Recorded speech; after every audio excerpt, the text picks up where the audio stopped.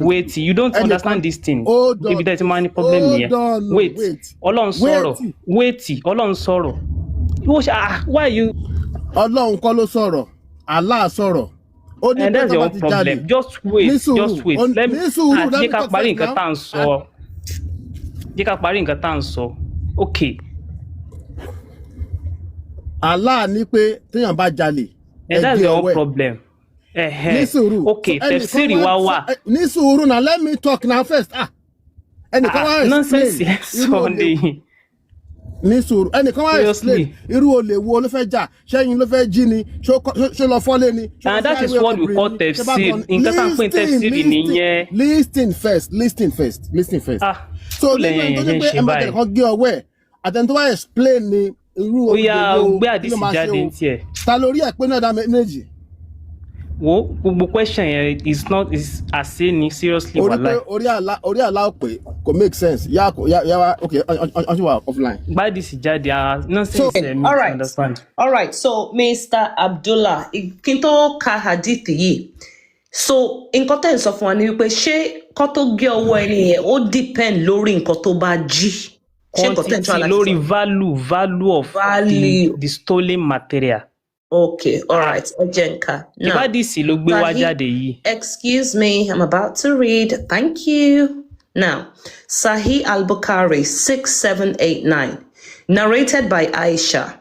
The Prophet said, the hand should be cut off for stealing something that is worth a quarter of a dinar or more. Is that not it? Can I finish? Abdullah, this is my issue with you. Relax, bro. Talk. Don't tell me to talk. I will talk when I'm ready. Now, the Prophet said, Omo Baiba wa tun Yoruba quickly, Ejo. Never mind. The Prophet said, please, when you want to laugh, you mute and you laugh in silence. Thank you. You are distracting. The Prophet said, the hand should be cut off for stealing something that is worth a quarter of a dinar or more. Donar. Me?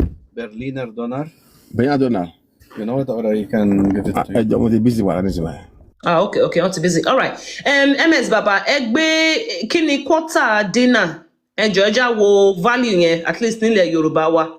How much naira ni? Oda pa sola no. Agent sorry check. How much is quarter of a dinar? Mumbo, agent where to je? Saudi dinar is around 400. Players are giving up. She's gone out. Okay. Wait. Saudi, Do you know the meaning of? Can she allow low? First of all, Qatar on low. Okay, Saudi dinar. She through. I want to buy it. Oh, Saudi. Okay. Ẹ̀yin àwẹ̀ mọ̀ nǹkan wallahi. Owó Saudi náà bá yín gbé wá. The meaning of ìtumọ̀ dinar jẹ́ kí n sọ fún ẹnu àti. Má sọ anything fún wa bí. Má sọ anything fún wa bí ẹ kàn wá dé tó máa bá wọn fà. Dinar Qatar ló ń lo dinar. Qatar yẹn bí i 4,000 tó ní bẹ̀rẹ̀. Láyé Qatar bọ̀ láì owó Saudi. Ṣé ẹ bẹ́ẹ̀ yẹ̀wò money of Okufa? Yeah, mom try to be sorry big screen, mumbo. Wait. Owó Saudi ní kẹ́ ṣe fún àlàyé. While we wait for him to. We are such something. Àgbà ṣe sùúrù náà, ẹ kàn bẹ́ẹ̀ gbé kí n yá eko tó sọ̀rọ̀ náà, èmi àti ẹ̀kọ́ là ń sọ̀rọ̀ náà tó ń ṣe wait. Saudi náà sọ jẹ́ kí n wá fún evidence náà. Jẹ́kan tó bá ti gbé jáde kó gbé evidence jẹ jáde kó ṣe sùúrù. Ṣé tẹ́yìn Mùsùlùmí máa ń ṣe báyìí náà? Ó jẹ́ ṣe sùúrù náà. Ṣé tẹ́yìn máa ń ṣe báyìí náà? Jẹ́kan gbé evidence jáde ẹjọ́ sọ̀rọ̀. Ètùkùtù lẹ́ǹtù ni. Okay, only a quarter of an Iraqi dinar is roughly about pounds is 14 pennies, and dollars is 19 cents as of April 2026, based on the exchange rate of approximately 1,775 to 1. So taban woleni is about 14 pence. Me moyeti emajeni naira. I need to check. So 14 pence. Tabajin koto what 14 pence. One pay one again lower. Wait. Oh yeah, search that. Wait. Search that the meaning of dinar in the hadith. Don't do pays meaning of dinar, Saudi dinar. Royal sache báyẹn. It means a standard gold currency. It weighed the weight of gold. Lànàbí sallallahu alaihi wasallam bẹ́ẹ̀ 4.25 grams of pure gold. Ló ń jẹ́ bẹ́ẹ̀ Royal sache tí bá parọ́. Sache tí bá parọ́ fún ẹ kó gbé jáde.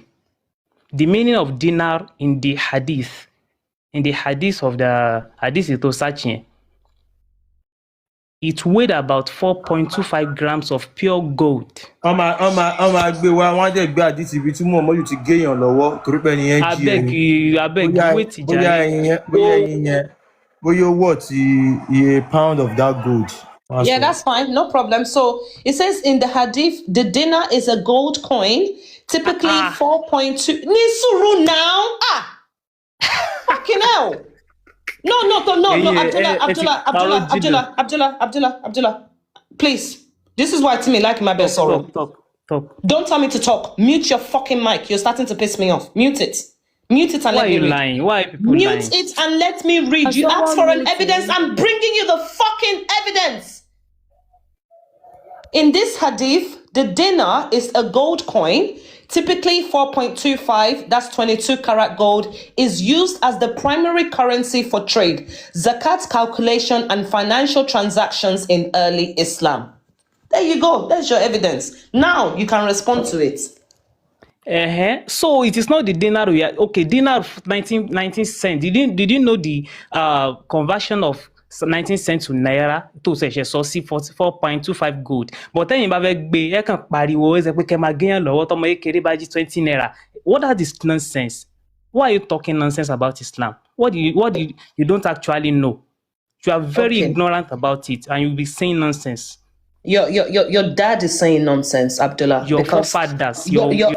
My forefathers are your forefathers. Or are you Arab? Oh, sorry, I didn't know you were Arab. He said my forefathers, as if we don't have the same forefathers. Fulani. Bájú fún níbi tó tí Muhammadu ti gbé ọwọ́ ní Sokoto àrígbó. Ní Sokoto wọ́n gé ọwọ́ ọmọ tó jí 3310.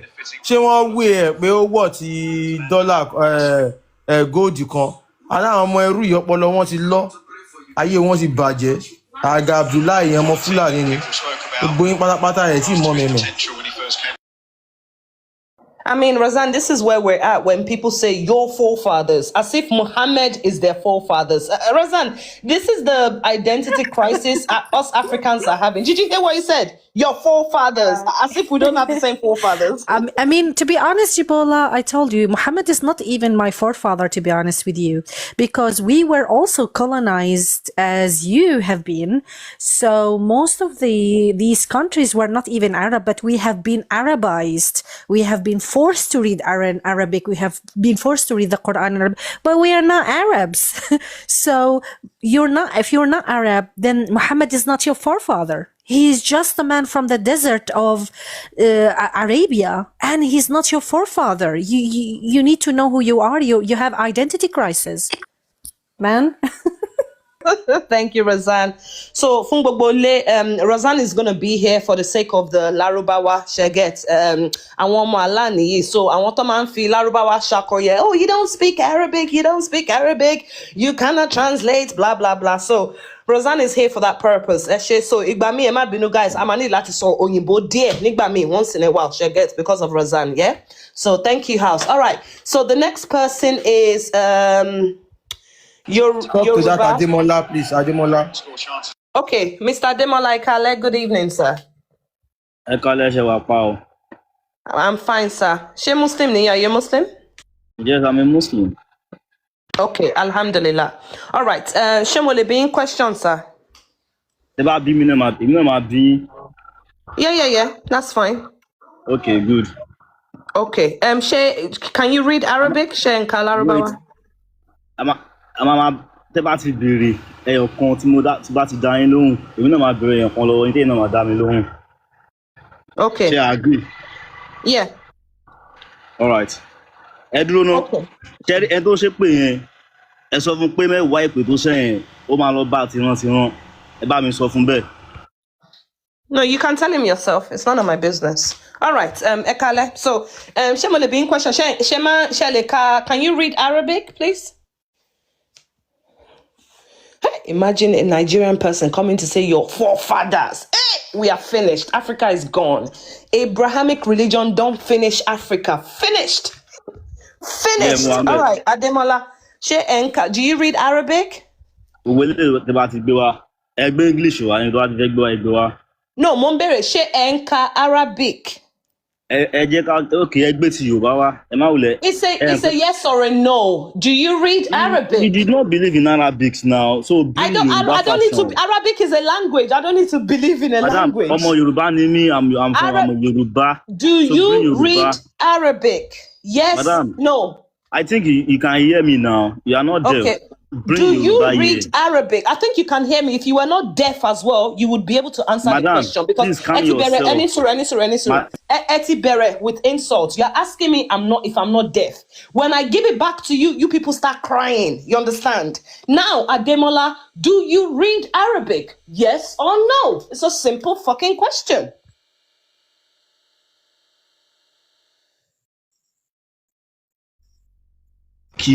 Speak your father's language. Don't speak English to me. But you're speaking English to me back right now. But you're also speaking English to me right now. Madam,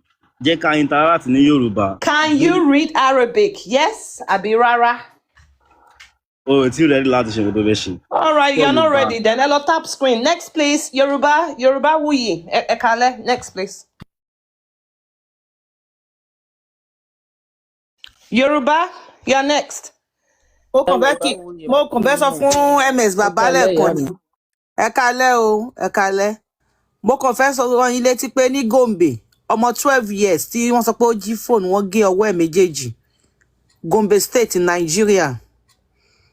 So nǹkan tí mo fẹ́ remind yín nìyẹn. Ìgbà tí wọ́n sọ pé máa ń wọn wéètì nǹkan téèyàn bá jí, èèyàn gbọ́dọ̀ rọ́ọ̀bù báǹkì tó di pé wọ́n gé ọwọ́ ẹ̀. And ó dà pé Òṣàtọ́lá wà lórí page tẹ́tẹ̀lẹ̀, so I have sent the picture to Òṣàtọ́lá's phone. Mo bọ́n wà bẹ́ẹ̀ tẹ́lẹ̀tẹ́lẹ̀ ni, so. Náà ni mo ń kí mi tí ì rí òòyà mi. Òṣà. Mo ti send ẹ̀ sí yín. Ẹ jẹ́ right yín lórí private number yín mò ń bọ̀. Okay, a 12-year-old boy was amputated for stealing phone. And allegedly. Okay, tẹ́ bá fi hàn wọ́n bí wọ́n máa report kíní o. So, ẹ lè private chat, ẹ lè chat mi kí n tún send sí. Mo ti send message yín ìyá mi. All right, let me.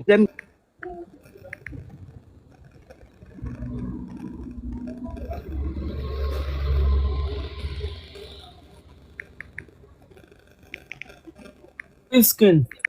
12-year-old boy was amputated in Nigeria, Gombe State. Wọ́n ní pé wọ́n sọ wípé ó dàbí ẹni kó jí fóònù.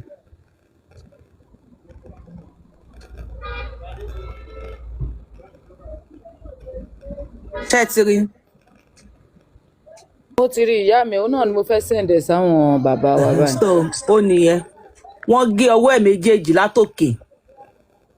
Wọ́n useless ọmọ náà, ó nìyẹn. So nǹkan tí mo kàn fẹ́ sọ fún yín nìyẹn. Ẹ ṣé gan. And moreover, tó bá sọ pé àwọn bàbá yín, please ẹ má máa gẹ́ta. Yorùbá Wuyì, bọ̀bọ́ yìí ojú ẹ ti gbàgbé fídíò tí wọ́n mú ọmọ yẹn tí wọ́n fi nǹkan bo ojú ẹ̀. Òun ní now. Fídíò yẹn lọ viral gan. Òun tún kọ́ leléyìí. Kèmí tún leléyìí. Mi tún leléyìí. Wọ́n ti ń practice ẹ̀ ní Nàìjíríà nísìn. Wọ́n ti ń gọ́wọ́ gé ẹsẹ̀ gé ọrùn nísìn. Ó ti wà rampant gan lọ́dà ní Nàìjíríà for now. So, ó ní Nigeria government ṣe lè sọ pé 744 àwọn tí wọ́n pa àwọn soldiers pé àwọn rehabilitate wọn. Now they now instigate them to the public. 744 Boko Haram náà ṣe jùlẹ̀ níjẹta. Lẹ́yìn tí wọ́n fi owó tọ́jú wọn tán, wọ́n wá ní kán padà sínú kán padà sí àárín ìlú, kán padà sí community, kán lọ darapọ̀ mọ́ àwọn aráàlú. And wọ́n fún wọn ní eléyìí fake news nǹkan tí Punch gbé ní fake news. Well, they cannot think off book. That is just it.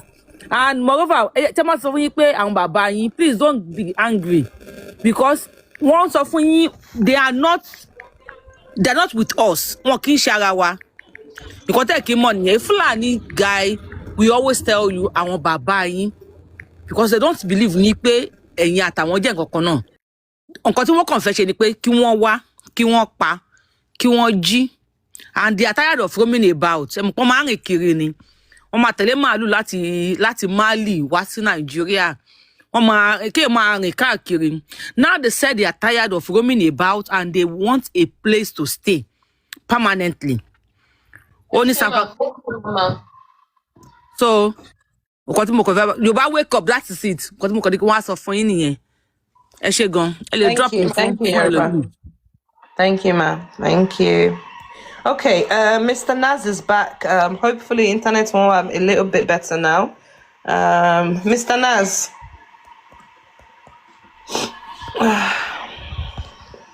Akombi Mokinyo Ekale, good evening. Oh, sorry, when it's time, tell me, because there is a video I can show you guys, but tell me when it's my turn. Can you can show us now, Razan, please? Let's make my screen big. I'll show you, because you guys are talking about cutting the hands. I'll just show you another boy who his hands were cut off by the Black Flag movement that entered Iraq. Just let me just reset the video again. Hold on. It's just 1 minute. It's not long. Because the camera now turns to you when you open it. Yeah. I have a tape, and the room is dark. So hopefully, I know that some people love to see me, and they're talking about my highlights, but don't worry about that. So yeah, this is the video. This is the NBC News, guys. So let's see if it... ISIS cut off this young man's hand. Ali Ibrahim was punished for stealing. They told me, swear allegiance, swear allegiance. I said I wouldn't, and they cut my hand off. Ali's family was trapped in Iraq's second city, Mosul. ISIS captured the city in June 2014. Life under ISIS was awful. Hunger, awful. I'd come home, see my family, and there's absolutely no food there. I'm responsible for 3 families. My brothers can't work. I went and stole to feed my family. I was a prisoner with them for 35 days. As soon as they took me, my brother asked them about me. They wouldn't release me. My brother swore allegiance to them to try and get me out. They refused.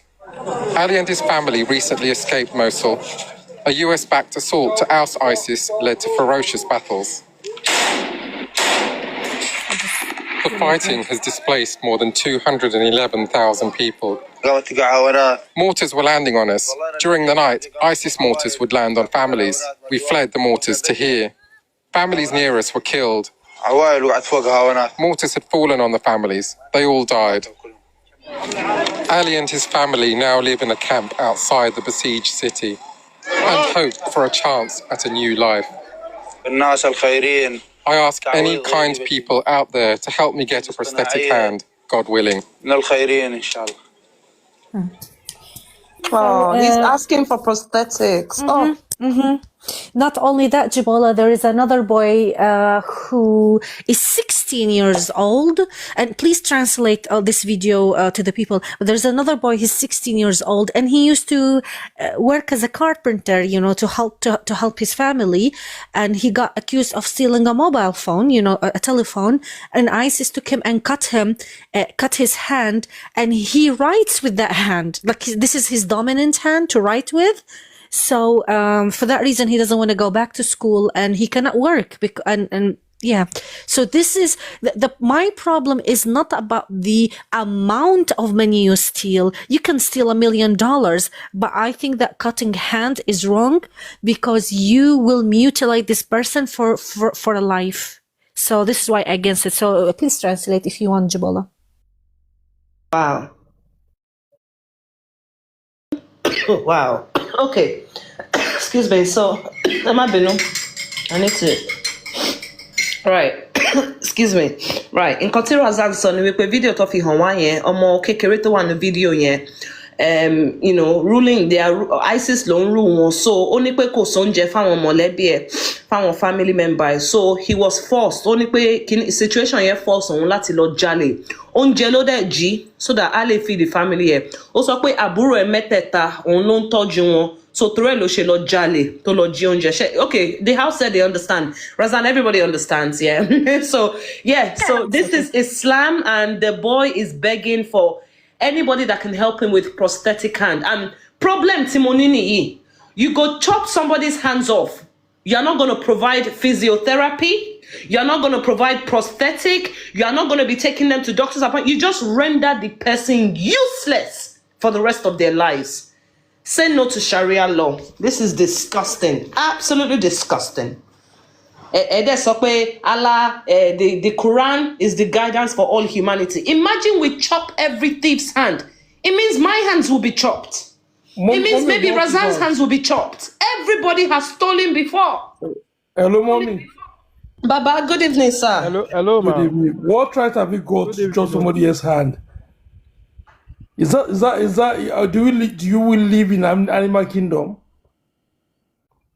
Ọmọ kékeré ẹgí owó ẹ̀dà nù. Ẹ ti render useless ní bíbí àtọ̀ àwọn tó lọ lé kéwú náà ni tán ò wúlò fún kankan. Nànà tí the same thing happen Nigeria nìyẹn. Kò tó wá náà mọ̀ sílé kéwú tó lọ 10 years ńbẹ̀. Èwo ló ṣorí ẹnu wọn? Adarí èdè ló máa ń bá wọn kú. I just want to chip in, that's all. Thank you, Baba. All right, Mr. Nas. Eka lema.